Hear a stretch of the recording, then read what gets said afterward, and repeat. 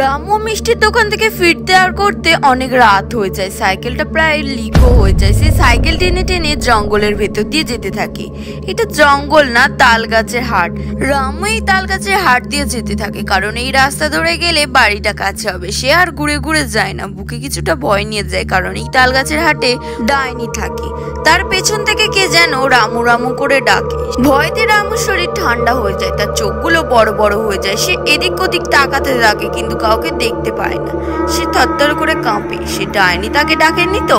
রামু এটা দাঁড়িয়ে দাঁড়িয়ে ভাবতে থাকে, কিন্তু আবারও কেউ সাড়া দেয় না। সে আবারও সাইকেল চালিয়ে এগোতে থাকে, কিন্তু ওই ডাইনি তার পেছু ছাড়ে না। তার পেছনে দাঁড়িয়ে থাকে চুপ করে।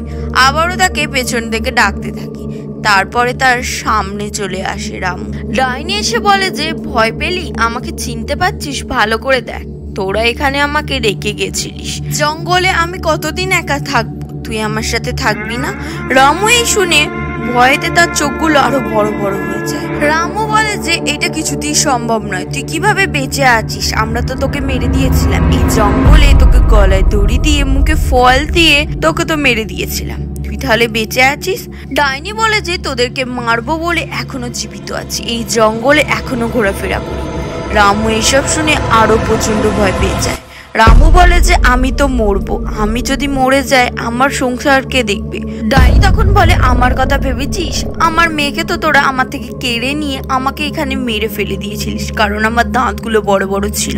তোরা ভাবতিস যে তোদের জন্য আমি খারাপ, আমি তোদেরকে মেরে দেব। কিন্তু আজকে বলছি, আমি তোদের গ্রামের কাউকে ছাড়বো না। সবাই মিলে আমাকে মেরেছিস, আমিও তোদেরকে মারবো।